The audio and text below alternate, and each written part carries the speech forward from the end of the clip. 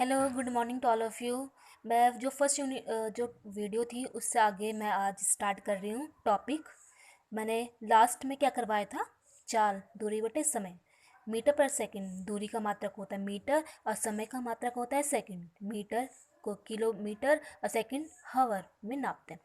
और चाल होती है हमारी अदिश राशि। चाल होती है हमारी अदिश राशि और वेग होती है हमारी सदिश राशि। वेग विस्थापन बटे समय।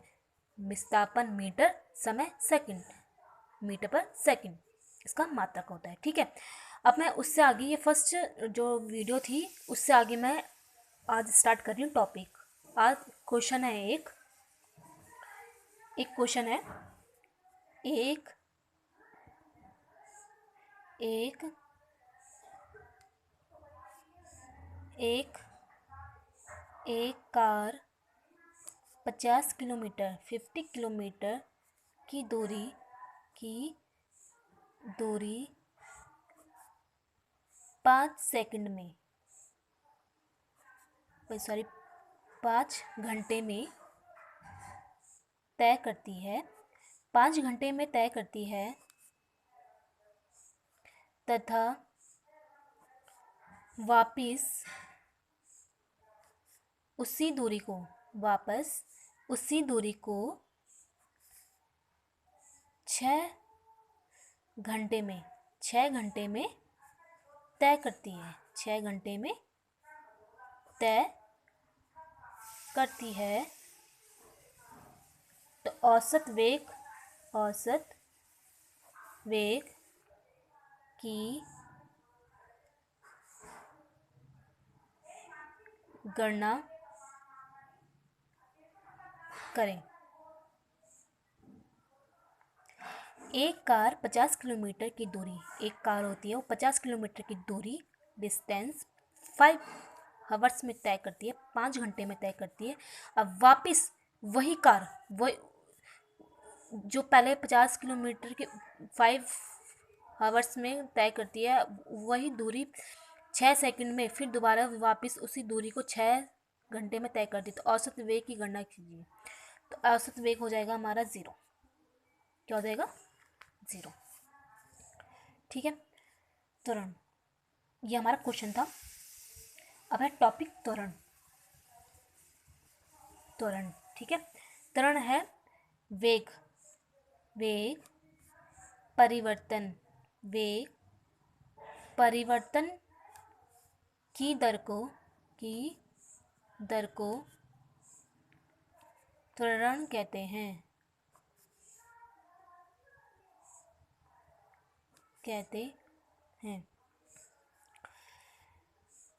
30 किलोमीटर बढ़ के 50 किलोमीटर बढ़ने पर त्वरण कहलाता है। वेग परिवर्तन की दर को त्वरण कहते हैं, मतलब वेग परिवर्तन की दर। अगर वो वेग हमारा पहले अगर 1 किलोमीटर होगा तो उसकी दूरी जो वेग परिवर्तन की दर है वो हमारे चेंज हो जाएगी 10 किलोमीटर में।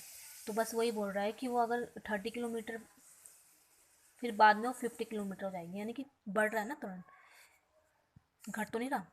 30 से 50 बढ़ रहा है ना, बस वेग परिवर्तन की दर को त्वरण कहते हैं। ठीक है, त्वरण होता है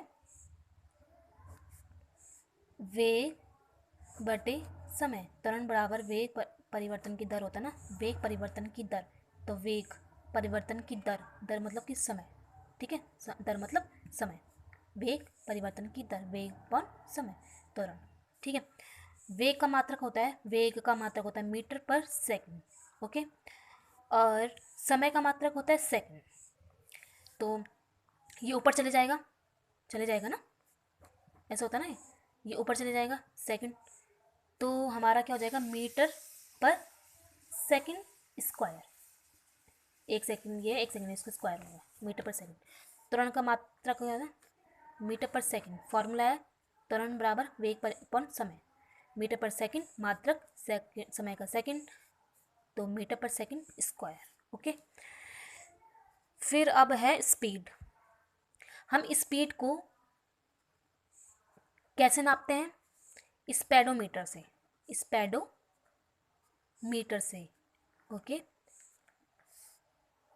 और स्पीड को स्पीडोमीटर से, और डिस्टेंस को नापते हैं ओडोमीटर से, ठीक है, ओडोमीटर से। जो एक कार होती है, ठीक है, उसकी स्पीड होती है, जो स्पीड की, जो कार की जो स्पीड होती है उसको स्पीडोमीटर से, ओके। और जो कार की जो डिस्टेंस होती है, डिस्टेंस, ठीक है, समझ गए होंगे ना, डिस्टेंस और स्पीड, तो डिस्टेंस को ओडोमीटर से नापते हैं। कार की स्पीड को स्पीडोमीटर, देखो ऐसे है ना, सबसे पहले क्या है, ऐसे, तो इसी से लगा लो कि स्पीडोमीटर, एस से स्टार्ट हो रहा है, स्पीडोमीटर। कार की है डिस्टेंस, डी है ना यहाँ पे, तो इसको ओडोमीटर, इसको तो याद ही कर लेना। ये बाकी स्पीड का ऐसे, तो एस से, डिस्टेंस को तो ओडोमीटर ही से, ये तो याद करना ही पड़ेगा, ठीक है। अब जब एक तो ये होता है कि अगर ये 30 से 50 किलोमीटर बढ़ रहा है तो त्वरण होगा, ठीक है।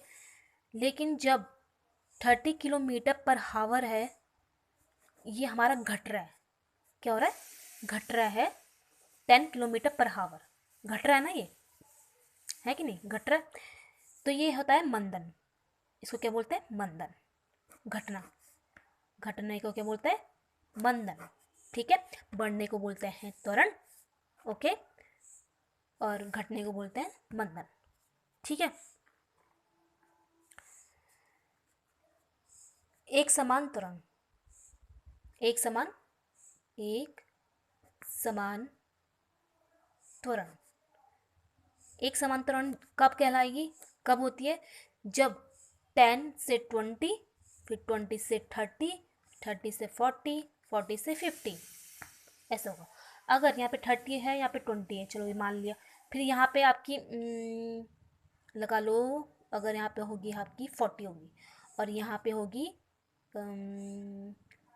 यहाँ पे होगी तुम्हारी 80, ठीक है।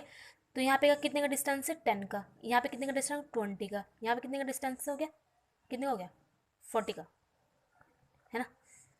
तो ये तो ऐसा हो रहा है, तो ये गलत है, ये हमारा क्या होगा, एक समान त्वरण नहीं होगा। एक समान त्वरण कब होगा, जब 10 का गैप होगा, 10 का गैप होगा, ठीक है, डिस्टेंस समान होनी चाहिए, तो हमारा एक समान त्वरण कहलाएगा।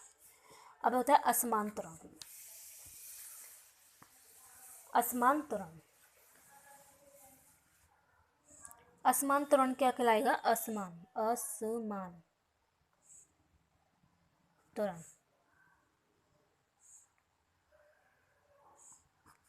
असमान त्वरण होगा हमारा 0.50 इक्वल टू 0, ये 5 अपॉन इक्वल टू इनफाइनाइट।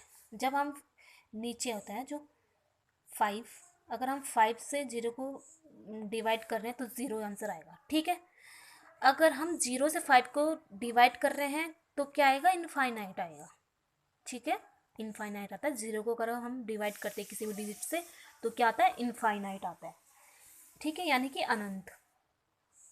तो ये हो गया हमारा असमान त्वरण, जो अनंत से डिनोट करेगा। अब एक समान त्वरण, एक समान त्वरण का ग्राफ कैसे बनेगा, एक समान त्वरण का ग्राफ, एक समान त्वरण, एक समान त्वरण का ग्राफ कैसे बनता है, अगर देखो एक ऐसा है और ये ऐसा है, ठीक है, ओके, ये ऐसा ना, ऐसे, और यहाँ से स्टार्ट कर रहे हैं हम ऐसे, अगर ये देखो ये 0 है, 1 2 3 4 5, यहाँ से भी 0 है, 1 2 3 4 5, ओके, ऐसा ना। अगर ये यहाँ से इतना और ये 1 है ना यहाँ पे, तो ये डिस्टेंस, फिर यहाँ पे 2 है, यहाँ से भी 2 है, ये डिस्टेंस, यहाँ पे 3 है, यहाँ पे भी 3 है, 3, यहाँ पे 4 है, यहाँ पे सिर्फ 4 है, यहाँ पे 5 है, यहाँ पे भी 5 है। तो मतलब ये क्या हो रहा है, डिस्टेंस समान हो रही है, एक समान त्वरण से क्या हो रहा है, ग्राफ एक समान त्वरण से हो रहा है ना, इसकी डिस्टेंस की इसकी एक समान है, अलग अलग तो नहीं है। तो ये हो गया हमारा एक समान त्वरण का ग्राफ, ठीक है। अब है एक है निम्न में से, एक क्वेश्चन है, निम्न में से कौन सा त्वरण, कौन सा समीकरण दूरी तथा विस्थापन के बीच सही संबंध प्रदर्शित करता है। निम्न में से कौन सा समीकरण दूरी तथा विस्थापन के बीच सही संबंध प्रदर्शित करता है? दूरी और विस्थापन, देखो दूरी is greater than equal to विस्थापन। जो विस्थापन होता है ना हमारा, वो दूरी से क्या होता है? छोटा होता है। दूरी क्या होती है हमारी? बड़ी होती है। लेकिन जो विस्थापन होता है इक्वल टू होता है, पर लेकिन दूरी से क्या होता है? छोटा होता है। ठीक है, ये तो आपने फिजिक्स में 11th-12th में पढ़ा ही होगा कि दूरी को क्या बोलते हैं, विस्थापन को क्या बोलते हैं। ये मैंने डेफिनेशन फर्स्ट वाले वीडियोस में भी करवाई है, दूरी को क्या बोलते हैं और विस्थापन को क्या बोलते हैं, है ना। जो विस्थापन होता है दूरी से छोटा होता है, ये आप हमेशा याद रखना। ठीक है, संबंध पूछता है वो कि दूरी और विस्थापन के बीच संबंध क्या है, तो ये है। ठीक है, अब होता है गति के समीकरण। टॉपिक है गति के समीकरण।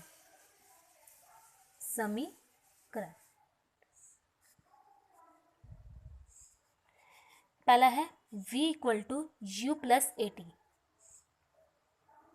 सेकेंड है s equal to u t plus half a t square. Third है v square minus u square equal to 2as। Fourth है 2as equal to v square minus u square. फिर जी इक्वल, ये होती है हमारी समीकरण। ठीक है, गति के समीकरण है ये 4। v is equal to u plus a t, v equal to u plus a t, s equal to u t plus half a t square, v square minus u square equal to 2as।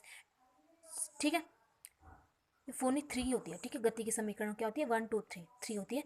इसको मैंने ये किया 2as equal to v square minus u square. ठीक है, ऐसे भी लिख सकते हैं और ऐसे भी लिख सकते हैं, जैसे आप लोगों की मर्जी। वैसे तो 11th-12th में तो हमने ये वाली क्वेश्चन याद की थी, याद होगा। ये नहीं की थी, मतलब 2as equal to v square minus square, ये उल्टा हो गया ना। हमने ये ऐसे की थी, पहले ये फिर ये v square minus u square equal to 2as। ये तीनों याद की थी समीकरण की, गति के समीकरण में। ठीक है, ओके। अब है स्मॉल जी का मान क्या होता है? 9.8 मीटर पर सेकंड स्क्वायर, है ना। अब एक नोट डाल दो, नोट भी क्या ही डालोगे, एक क्वेश्चन है, मतलब एक ऐसी है। ठीक है, यदि कोई वस्तु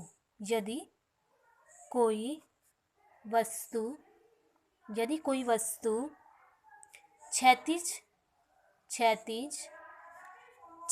रूप से नीचे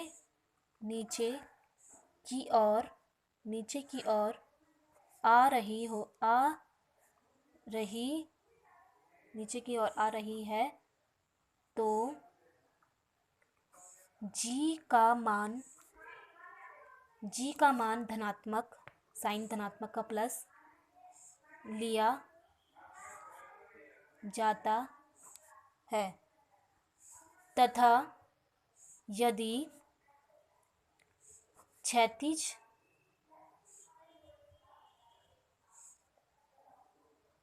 रूप से ऊपर की ओर जा रही होती है,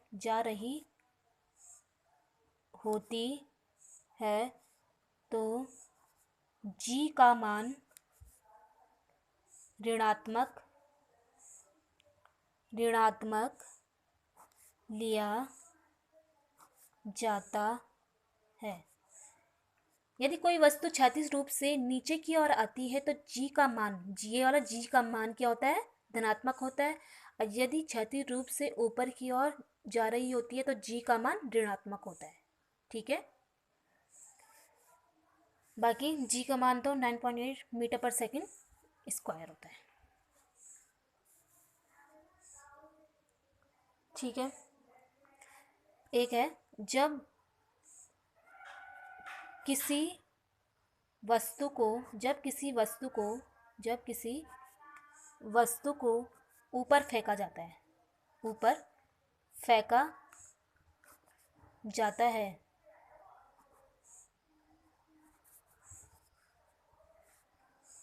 तो उसकी क्वेश्चन बनती है v equal to u plus minus g t, h equal to u t plus half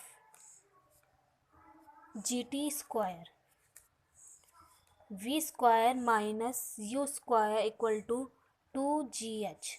अब देखो एक बात है, जो हमारा v equal to u plus a t था ना, यहाँ पे a क्या है, हमारा त्वरण है, ठीक है, गति के समीकरण में a होता है, ठीक है, v equal to u plus a t. लेकिन जब हम किसी वस्तु को ऊपर की ओर फेंका जाता है, तो जो हमारा यहाँ पे a था ना, a त्वरण, वो किस में बड़ा चेंज हो जाता है, गुरुत्व त्वरण में, ठीक है, g में चेंज हो जाता है। और ऊपर की ओर क्या होता है, माइनस, क्या होता है, माइनस, ऊपर की ओर क्या होता है, माइनस, लिखा है यहाँ पे, लिखा होगा। जब हम किसी वस्तु को ऊपर की ओर फेंकते हैं तो जी का मान ऋणात्मक होता है, ठीक है, यहाँ पे ए था ना, गति के समीकरण में ए था यहाँ पे, ठीक है। अब जब हम ऊपर फेंकते हैं तो उसके मान में गुरुत्व, मतलब ऊपर की ओर क्या होता है, जी का मान होता है ना चेंज, तो ए की जगह जी आया, ऊपर फेंका जाता है तो माइनस क्या आएगा, ऋणात्मक का आएगा, ठीक है। अब फिर यहाँ पे s equal to u t plus half a t square है ना, तो यहाँ पे क्या हो जाएगा, एस क्या हो जाएगा, अगर हम ऊपर फेंकते हैं किसी वस्तु को तो एस की जगह पे क्या हो जाएगा, एच, क्या हो जाएगा, एच होगा, ठीक है। फिर you t plus half a t square, यहाँ पे क्या है, यहाँ पे क्या है, ए है, यहाँ पे क्या है, ए है ना, तो ए की जगह पे क्या हो जाएगा, जी, सब जगह पे ए की जगह पे जी पुट करना है, ठीक है।